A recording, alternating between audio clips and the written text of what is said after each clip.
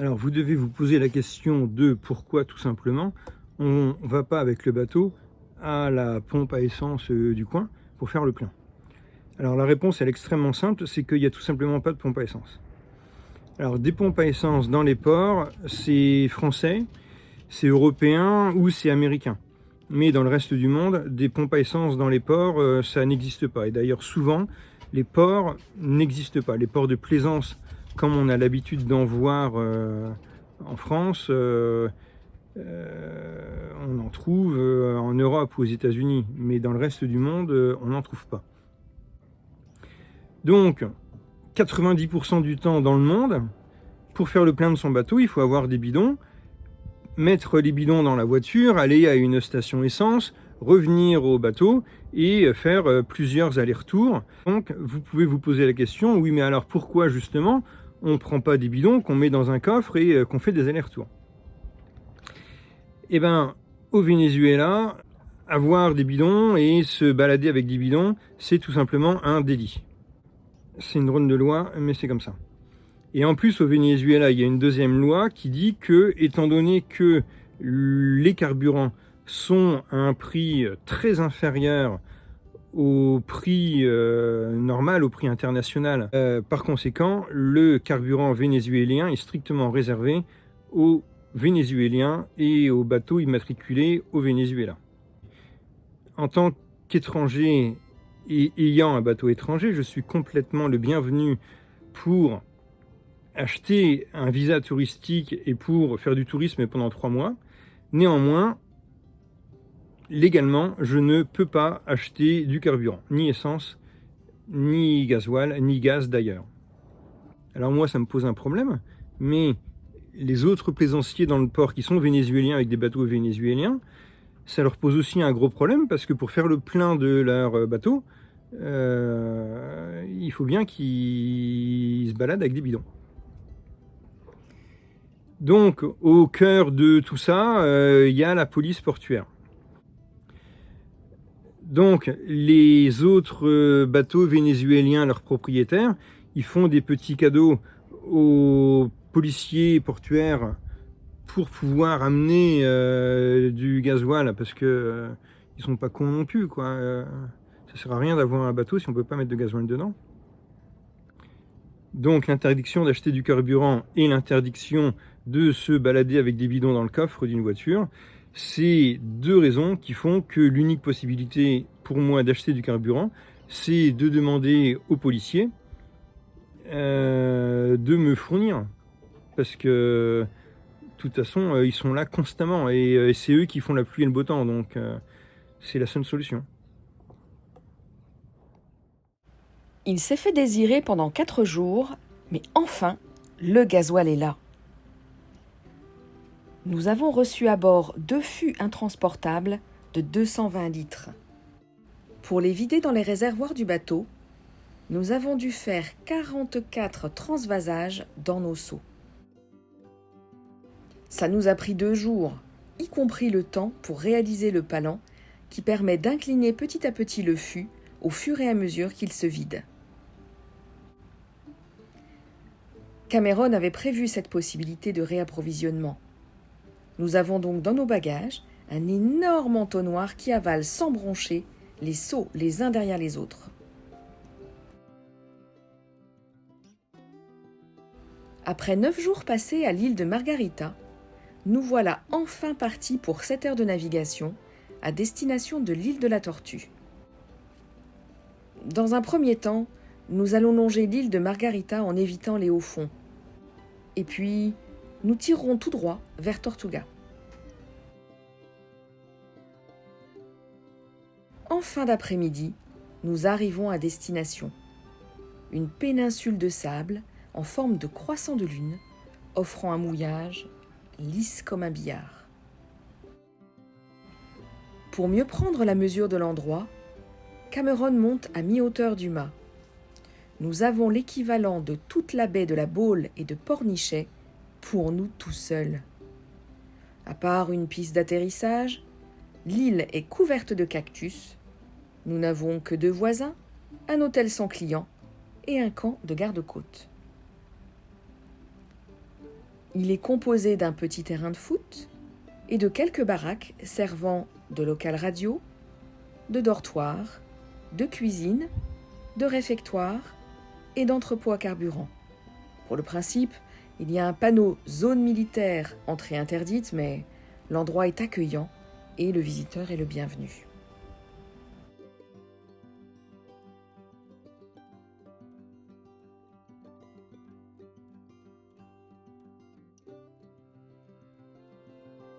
Le surlendemain de notre arrivée, notre solitude est rompue par ce bateau. Il attire notre attention car il remorque derrière lui un bateau de sport qu'il laisse couler sous nos yeux 10 secondes avant cette photo. Et ils coulent le bateau dans 2 mètres d'eau et ils s'en vont. Alors du coup, moi, je prends mon annexe, je vais voir le chef des gardes-côtes là-bas et je lui explique l'histoire. Et je lui dis, mais est-ce que t'es au courant? Est-ce que c'est normal? Est-ce qu'ils ont le droit? Et pourquoi ils font ça, quoi?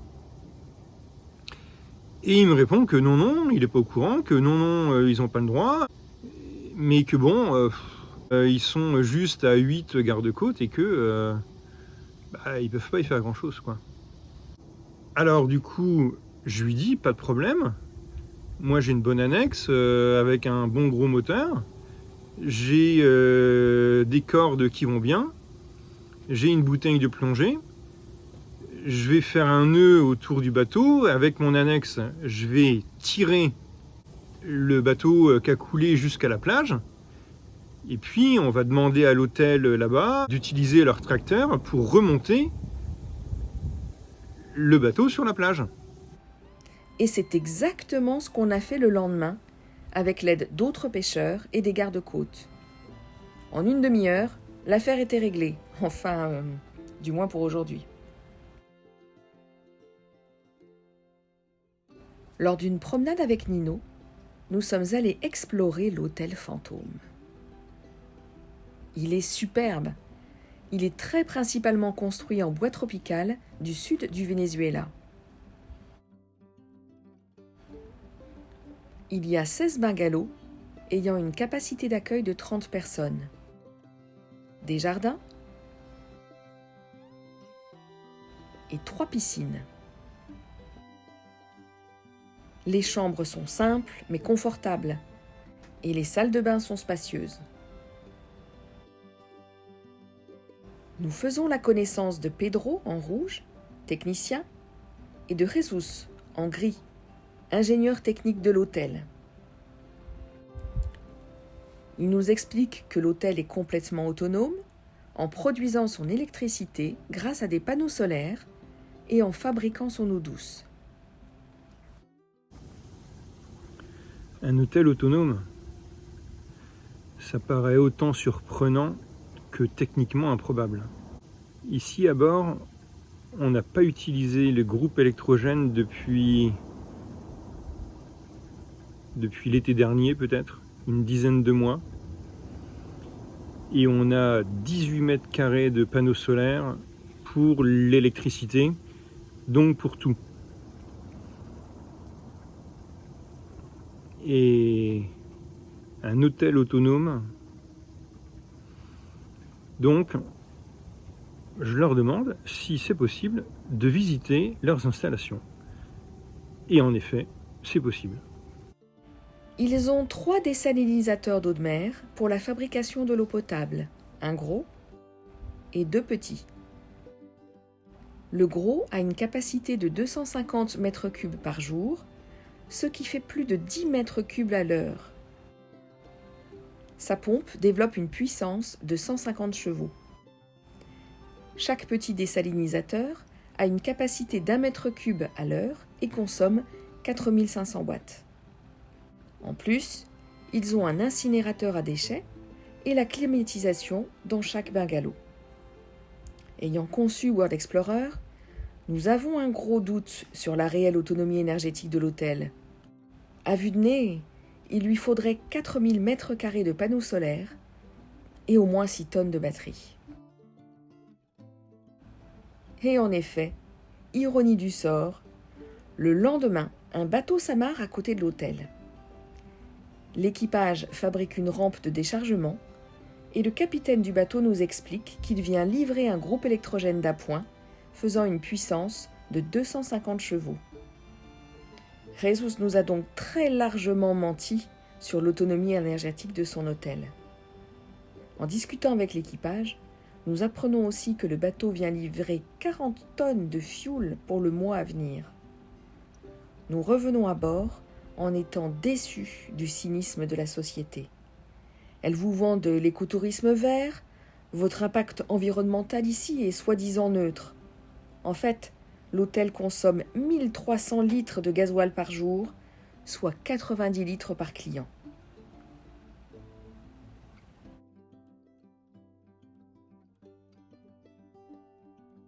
Deux jours plus tard, nous revenons au campement des gardes-côtes car, nous aussi, nous avons notre propre définition de l'écotourisme et de l'impact environnemental.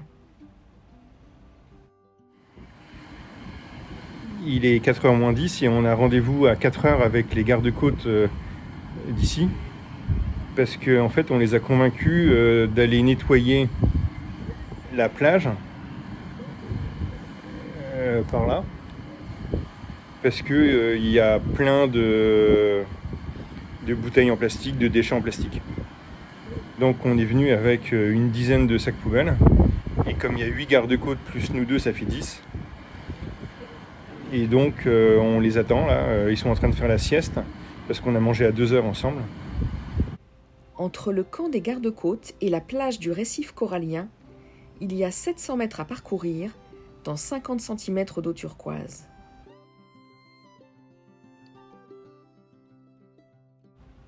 C'est fou, on est dans un décor de Polynésie.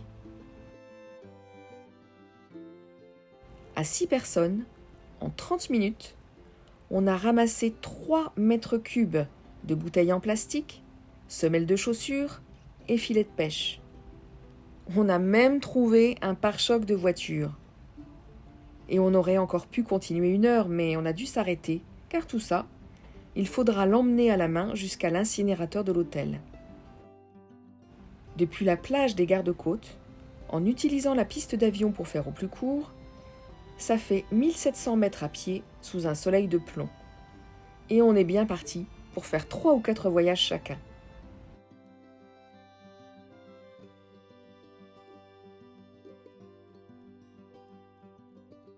Nous sommes le 4 juin. La saison cyclonique a officiellement commencé il y a 3 jours, mais déjà, les cyclones Alex et Agatha sont nés. Pour l'instant, ils sont loin et bien au nord de notre position, mais au fur et à mesure que le 15 août va se rapprocher, ils vont petit à petit prendre des trajectoires plus sud les unes que les autres.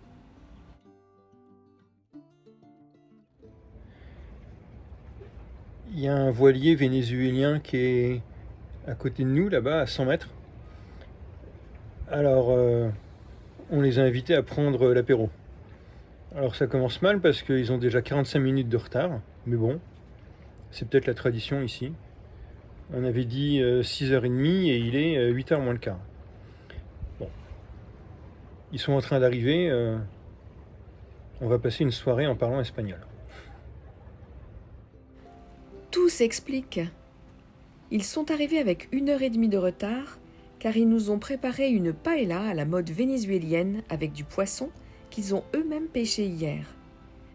Ils nous ont parlé de leur pays, de leur vie, et nous leur avons expliqué notre voyage, que nous le voulions utile et instructif. Ainsi, au moment de servir le dessert, Cameron leur a demandé s'ils auraient un quart d'heure à consacrer à la nature durant leurs 10 jours de vacances. Et évidemment, ils ont dit oui. Qui oserait dire non ? Cameron a donc immédiatement pris rendez-vous pour le lendemain à 16h pour nettoyer la plage, une autre plage. Et ils sont venus. Avec un peu de retard, mais ils sont venus. Et en moins de temps qu'il ne faut pour le dire, nous avons rempli un sac de 2 mètres cubes avec, une fois de plus, des bouteilles en plastique, des claquettes en plastique et des semelles de chaussures.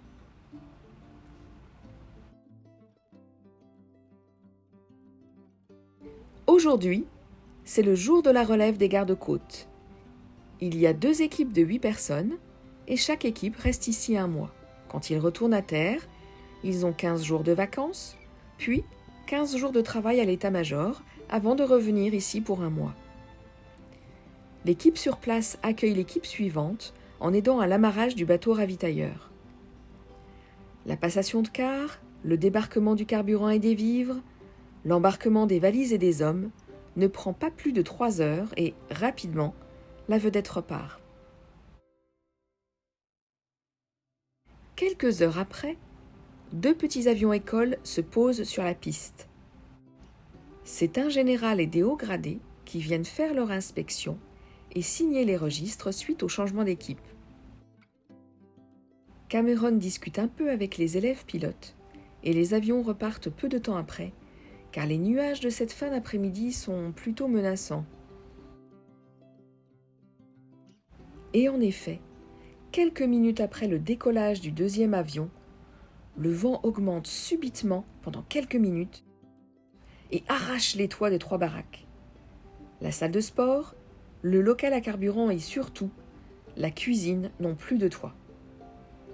Ça a été un bon prétexte pour faire connaissance avec la nouvelle équipe. J'ai invité tout le monde à bord et je leur ai fait 4 kilos de pâtes à la bolognaise.